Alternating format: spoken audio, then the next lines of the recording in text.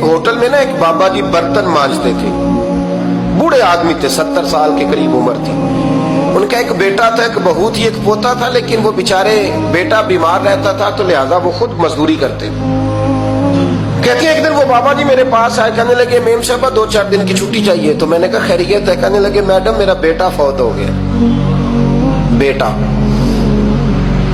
आपको पता है बाप का जनाजा पढ़ना आसान है, बेटे का जनाजा उठाना बड़ा मुश्किल काम।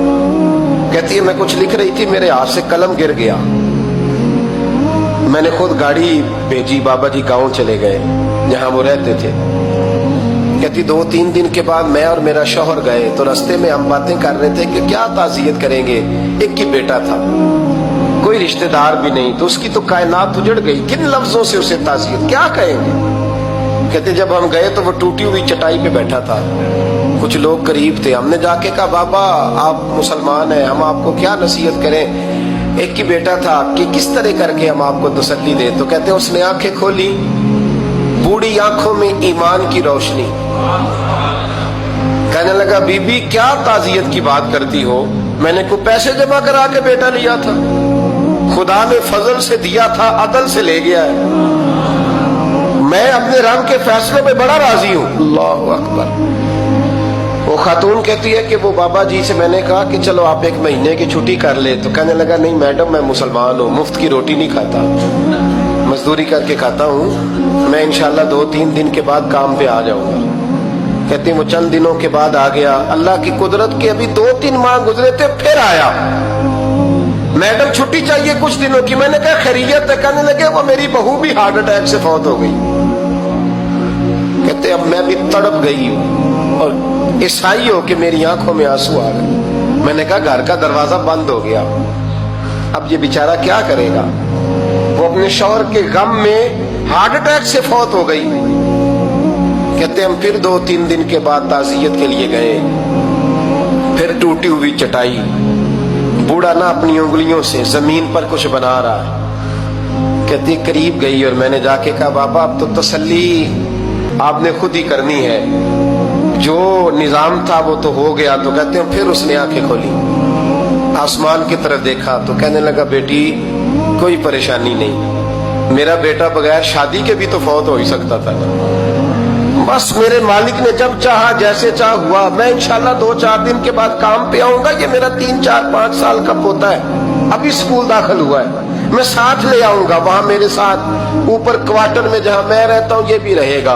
कभी कभी मैं देखती छत पे खड़े होके कि दादा घोड़ा बना हुआ है और पोता सवारी कर रहा है, वो सवेरे उठता उसको स्कूल छोड़ के आता, शाम को लेके आता, प्यार करता, मोहब्बत करता। 3री मंजिल पर हमने क्वार्टर दिया हुआ था, वहां दादा पोता रहते। अल्लाह तू बड़ा बेनियाज है। कहती है इकबाल एक दिन ना पोता ऊपर वाली मंजिल पे खेल रहा था, उसका पैर फिसला, वो गर्दन के बल जमीन पे गिरा, मुझे खबर हुई तो मैं दौड़ी, एम्बुलेंस मंगाई, खून से लिथड़े हुए उस बच्चे को दादे ने अपनी गोद में रखा।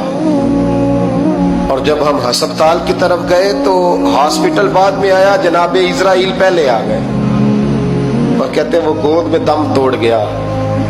फिर दादे ने उसे अपने हाथों से गुसल दिया, फिर उसने अपने बूढ़े हाथों से कब्र खोदी और फिर मिट्टी डाल के कहने लगा इन्ना लिल्लाहि व इन्ना इलैहि राजिऊन, जे सोना ही मेरे दुख विच राजी, जे सोना ही मेरे दुख विच राजी।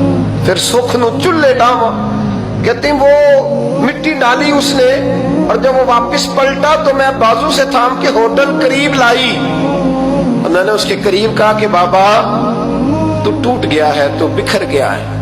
तो कहते यूं उसने हाथ रखे और यूं आंसू छटक दिए। कहने लगा मैडम क्यों क्यों, मेरे अंदर कोई अकीदा नहीं, मैं कोई लवारस हूं, मेरा कोई रब नहीं, मैं क्यों परेशान रहूंगा, मैं तो पका हुआ फालू, थोड़े दिन गुजरेंगे कब्र में जाऊंगा और जब जन्नत में जाऊंगा तो अल्लाह मेरी बेटे से भी मुलाकात कराएगा, मेरे पोते से भी मुलाकात कराएगा, मेरा रब सारी मुलाकातें करा देगा, मैं अपने अल्लाह की रजा पे बड़ा राजी हूं। वो खातून कहती है मेरा और मेरे शौहर का कलेजा फटने लगा। मैंने कहा बाबा ये जज्बा कहां से मिलता है, یہ سکون کہاں سے آتا ہے, یہ کیفیت کیسے ملتی ہے؟ مجھے کہنے لگا تو نے لینی ہے. میں نے کہا تو کہنے لگا تو بھی گنبد خضرا والے نبی کا کلمہ پڑھ جا, اللہ تجھے سکون عطا کرے.